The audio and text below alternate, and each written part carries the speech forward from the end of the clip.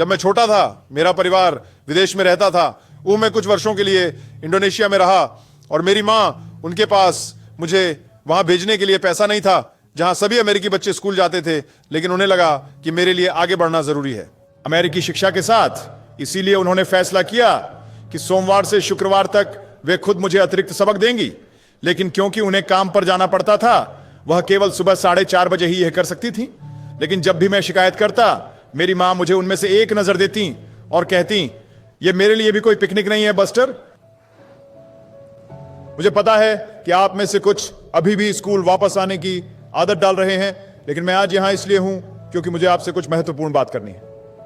जब मैं 2 साल का था तो मेरे पिता ने मेरे परिवार को छोड़ दिया और मेरी परवरिश एक सिंगल मां ने की, जिन्हें काम करना पड़ता था और कभी कभी बिल चुकाने में संघर्ष करना पड़ता था, और वो हमें हमेशा वो चीजें नहीं दे पाती थी जो अन्य बच्चों के पास होती थी। मेरे जीवन में ऐसे समय थे जब मुझे पिता की कमी महसूस होती थी। ऐसे समय भी थे जब मैं अकेला महसूस करता था और लगता था कि मैं फिट नहीं बैठता। तो मैं हमेशा विद्यालय पर ध्यान केंद्रित नहीं कर पाता था और मैंने कुछ ऐसे काम किए जिन पर मुझे गर्व नहीं है, और मैंने आवश्यकता से अधिक परेशानियां मोल ली और मेरी जिंदगी आसानी से खराब दिशा में जा सकती थी। लेकिन मैं भाग्यशाली था। मुझे बहुत सारे दूसरे मौके मिले और मुझे कॉलेज और कानून स्कूल जाने और अपने सपनों को पूरा करने का अवसर मिला। मेरी पत्नी, हमारी प्रथम महिला मिशेल ओबामा की भी एक समान कहानी है। उनके माता पिता में से किसी ने भी कॉलेज नहीं किया था और उनके पास ज्यादा पैसे नहीं थे, लेकिन उन्होंने कड़ी मेहनत की और उन्होंने भी कड़ी मेहनत की ताकि वह इस देश के सबसे अच्छे स्कूलों में जा सके। लेकिन आप में से कुछ के पास वे फायदे नहीं हो सकते हैं। शायद आपके जीवन में वयस्क नहीं है जो आपको आपके आवश्यक समर्थन देते हैं। शायद आपके परिवार में किसी की नौकरी चली गई है और खर्चों के लिए पर्याप्त पैसे नहीं हैं। शायद आप ऐसे मोहल्ले में रहते हैं जहां आपको सुरक्षित महसूस नहीं होता, या आपके दोस्त आपको उन चीजों के लिए दबाव डाल रहे हैं जो आप जानते हैं सही नहीं है। शायद आप एक महान लेखक हो सकते हैं, शायद इतना अच्छा कि एक किताब या अखबार में लेख लिख सकें, लेकिन आपको तब तक पता नहीं चल सकता जब तक आप वह अंग्रेजी पेपर नहीं लिखते। ओह, वो इंग्लिश क्लास का पेपर जो आपको सौंपा गया है। शायद आप एक नवप्रवर्तक या आविष्कारक हो सकते हैं, शायद इतने अच्छे कि अगला आईफोन या नई दवा या टीका बना सकें, लेकिन आपको तब तक पता नहीं चलेगा जब तक आप अपने विज्ञान वर्ग के लिए अपना प्रोजेक्ट नहीं करते। शायद आप एक मेयर या एक सीनेटर या एक सुप्रीम कोर्ट जस्टिस हो सकते हैं, लेकिन आपको यह तब तक पता नहीं चलेगा जब तक आप छात्र सरकार या डिबेट टीम में शामिल नहीं होते।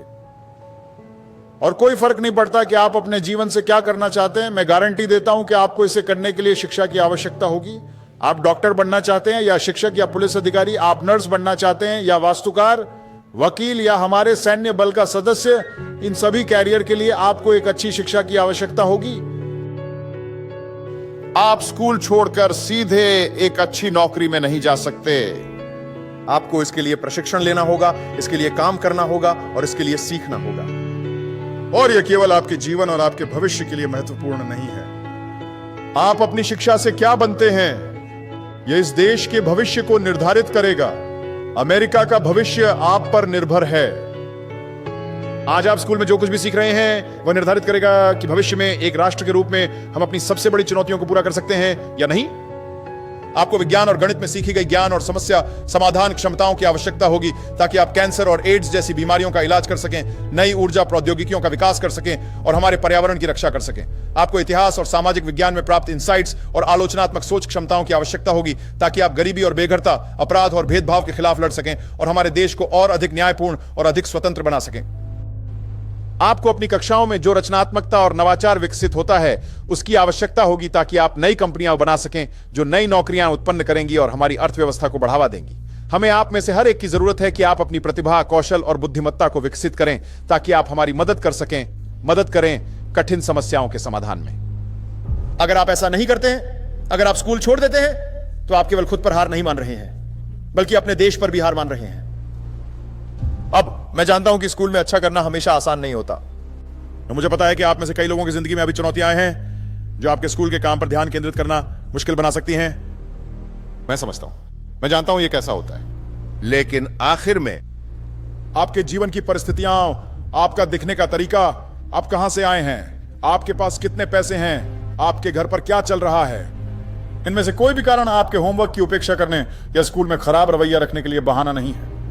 यह आपके शिक्षक से बहस करने, कक्षा छोड़ने या स्कूल छोड़ने का कोई बहाना नहीं है। कोई बहाना नहीं है।